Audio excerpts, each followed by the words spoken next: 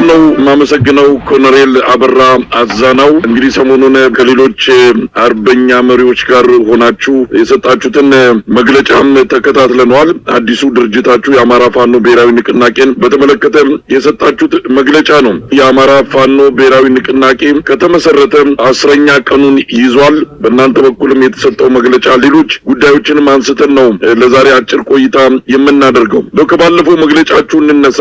ራስ አርበኛ ደረጀ በላይ እና አርበኛ ሰለሞን አጣናው ጋር በመሆን አንተም ኮሎኔል አበራ አዛናው ሰጣችሁት መግለጫ ምን ያህል አንድነቱ የጠነከረና የተስማማችሁበት መሆኑን አመላካች ተደርጎ ተወስዷል። እስቲ ከመግለጫውን ጀምር። አመሰግናለሁ አቶ መሳይ። በመግለጫው ላይ ያልነው ይህን ሰላም ለማምጣት ከዚህ በፊት የተናገርነው ነገር አለ።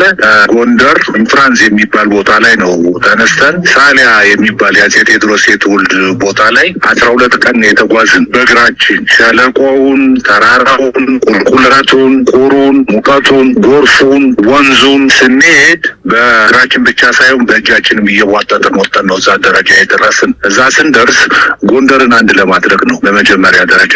ጎንደር 2 እዝ ነበር። ስለዚህ ያ ይቅርና እንድንሆን የሚል ነው። ያው ብዙ ነገር አለ፣ ብዙ ሀሳብ፣ የሀሳብ ግጭት አለ፣ ቁጭ ብለን መናገር አለ፣ በጠረጴዛ ዙሪያ ብዙ ነገር ታቀርባለ።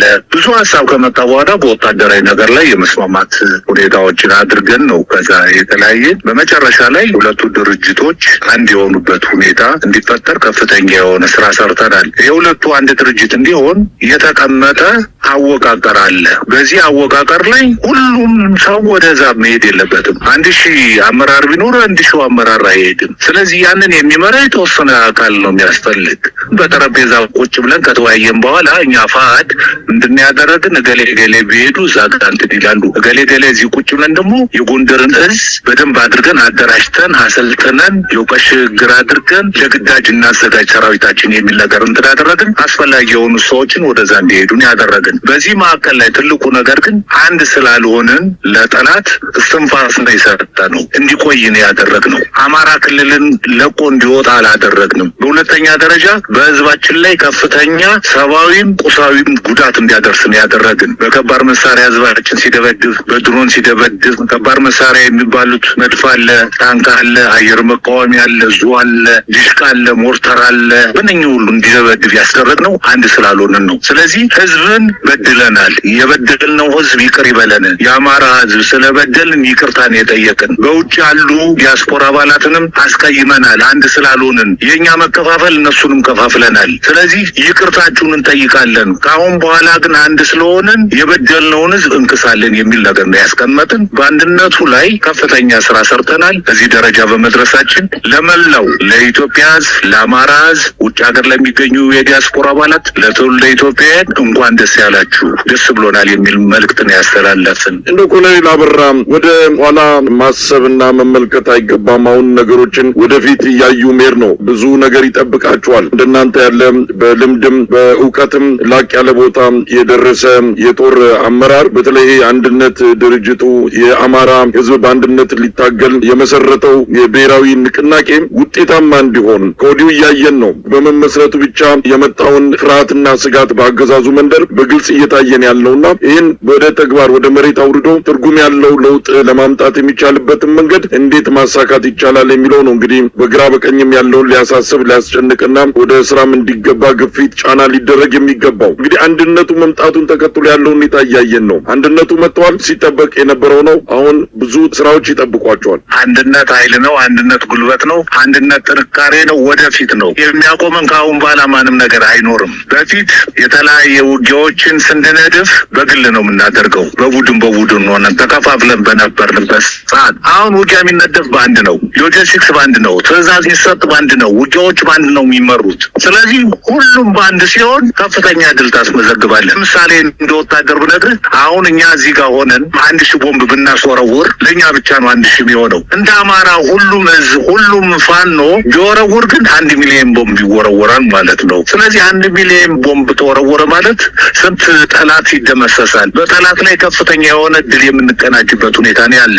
አሁን የተለያየ ስራዎችን እየሰራን ነው። የመረጥናቸው ወንድሞቻችን የተለያየ እየሰሩ እያደራጁ ናቸው። በጣም ጥሩ ነው። እኛ ደግሞ ከነሱ በታች ያለው እዙ የተለያየ ነገር እያከናወነ ነው። ስለዚህ ተነስ ሲባል ተነስተህ አጠቃላይ ሁኔታውን ማድረግ ነው። የማድረግ አቅማችን የጠነከረበት እንትን ያለበት ሁኔታ ላይ ነው ያለው። የተለያየ ነገር ትሰማለህ። አሁን በእንደዚህ እንትን ሆነ ነገሌ እንትን ብለው ገቡ፣ ነገሌ በዚህ ሄዱ፣ ነገሌ እንደዚህ እንኳን ሄዱ መሄዳቸው ለኛ ጥሩ ነው። ምክንያቱም እንደ ወታደር አንተ መሀል ላይ ሆኖ የሚሸረሽርህ ጭንቅላትህን የሚረብሽ ያልሆነ ፕሮፓጋንዳ የሚነፋብህ አካል ካለ ይሄ ነው እንዴ የማለት ሁኔታ ሊፈጠር ይችላል። ይሄ ነገር እንዳይፈጠር ግን በራሳቸው ጊዜ ተልዕኮ ተሰጥቷቸው ይዘው የመጡ አካላት ተመልሰው ወደ ቤታቸው ነው የሄዱ። በመሄዳቸው እኛ ደስተኛ ነን። አሁን የተለያየ ብልጭልጭ ነገር እያዩ ናቸው። ፋኖ በብልጭ ነገር ይመጣል ብሎ ፕሮፓጋንዳ እየተደረገ ነው። ፋኖ በብልጭ ነገር ወደዛ የሚሄድበት ነገር የለም። የዓላማ ጽናት ያለው ነው። በወታደራዊ አቅሙ አሁን የተለያየ ስራዎችን እየሰራን ነው። እያሰለጠንን ነው።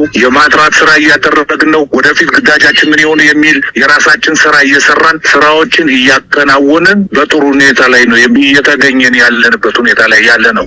ኮሎኔል አበራም ይሄ ምን ጉልበት ይሰጣቸዋል? እንግዲህ በተበታተነ ሁኔታ ስታደርጉ የነበረው ትግል በስርዓቱ በኩል ያመጣውን ኪሳራ በደንብ የምንረዳው ነው። ሰሞኑንም የሚሰሙት መረጃዎች በአንድ እዝ ብቻ እስከ 23,000 የአገዛዙ ወታደሮች የገቡበት እንደማይታወቁ በ6 ወራት ውስጥ ማለት ነው። እንዲህ አይነት ነገር የተከሰተው ከምንም አይደለም። እናንተ የምታደርጉት ተጋድሎ በውጊያ ከምታገኙት እድል ባሻገር የፈጠራችሁት የስነ ልቦና ጦርነት በአገዛዙ ሰራዊት መሃል ከፍተኛ መፍረከረክን እንደፈጠረ በግልጽ እያየነው እንገኛለን። ስለዚህ አሁን አንድነቱ ሲመጣ በወታደራዊም ሆነ በአጠቃላይ እንቅስቃሴያችሁ ላይ የሚኖረው አዎንታዊ ጎን እንዴት ነው ብላችሁ ትገልጹታላችሁ? ፋኖ ከታች ያለውም ከላይ ያለው አመራር አንድ የመሆን ከፍተኛ የሆነ ፍላጎት ነው የነበረው። ስለዚህ ይሄ አንድ በመሆናችን ከፍተኛ የሆነ የደስታ ስሜት ነው የፈጠረው። በሁለተኛ ደረጃ የምነግርህ የዓላማ ጽናት ያለው ፋኖና የዓላማ ጽናት የሌለው ወታደር ጋር ያለን ያኛው ታፍሶ ምን ብሎ በተለያየ ምክንያት የመጣ ነው።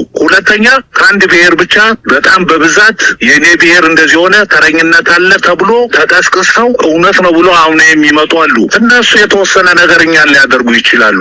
ለመፍጠንም የሆነ ነገር በእኛ ላይ ለማድረግ ሀሳብ ሊኖር ይችላል። ግን የ5 ደቂቃ የ10 ደቂቃ ውጊያ ነው ከኛ ጋር የሚያደርጉት። የኛ የዓላማ ጽናት ያለው ወደፊት የሚሄድበትን ጠላትን የሚደመስስበት የጠላትን ግንባር የሚያስገፋበት ሁኔታ ላይ ያለ የኛ ጦር። በሁለተኛ ደረጃ የምነግርህ የኛ ጦር ምንድነው ፋኖ ምንድነው በምትልበት ሰዓት ፋኖ አማራን ነጻ ሊያወጣ ኢትዮጵያን ነጻ ሊያወጣ እየታገለ ያለ ነው። ይሄኛው በተለያየ ጥቅም ተይዞ የመጣ ነው። የወታደር የብልጽግና ወታደር የብልጽግና ወታደር ተዋጋ ብትለው ማይዋጋ ነው። አሁን ከኛ ጋር ስንቱ ነው እጁን እየሰጠ የሚመጣ። በሁለተኛ ደረጃ በዓለም አቀፍ ሕግ መሰረት የተባበሩት መንግስታትም የአፍሪካ ህብረትም የከለከሉትን 15፣ 16፣ 17 ዓመት ልጆችን እያሳተፈ እነኚህ መሞታቸው ነው እኛ የሚቆጨን። እነኚህ አላስፈላጊ መስዋዕትነት መደረጋቸው ነው እኛ እየተቆጨን ያለ ነው። የብልጽግናን እድሜ ለማቆየት የህፃናትን የሚያስገባበት ሁኔታ በመጡ ሰዓት አሁን ከኛ ጋር የሚመጡ አሉ። እጅግ በጣም ብዙ ሰራዊት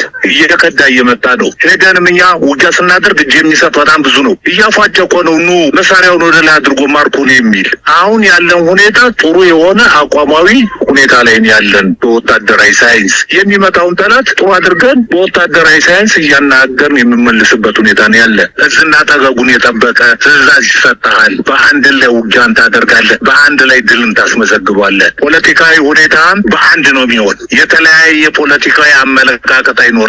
የተለያየ ርዕዮተ ዓለም አይኖርም። ማኒፌስቶ አንድ ነው የሚሆን። ህግና ደንብ መመሪያው አንድ ነው የሚሆን። በህግና መመሪያ መሰረት ትመራለህ። አንድ የእዝ ሰንሰለት ኖሮ ጉዞውን ወደፊት የምታደርግበት እና ወታደሩ በአንድ እንዲመራ የምናደርግበት ሁኔታ በተለያየ አቅጣጫ በጣም ብዛት ያለው ድል የሚመዘገብበት ሁኔታ ላይ የሚፈጠር ነው ያለ። ህዝቡ አንድ ሆነ ሲባል በየጥምቀቱ አሁን በየአማራ ክልሉ በሌላም ክልል ላይ አይተሃል እያለ የሚጨፈረው ምንድን ነው? ህዝቡ ደስታው እንዴት ነው ሲገልጽ የነበረው? ፋኖ ብቻ ሳይሆን ህዝቡም ደስተኛ ሆኖ ለሚመጣው ነገር ዝግጁ ሆኗል። ይሄን ደግሞ እርግጠኛ ሆኜ የምነግርህ ቅርብ ጊዜ ውስጥ የኛን ትግል የኛን ውጤት ታያላችሁ፣ ትሰማላችሁ። ያኔም እንደዚሁ ቃለ መጠይቅ ታደርግልኛለህ።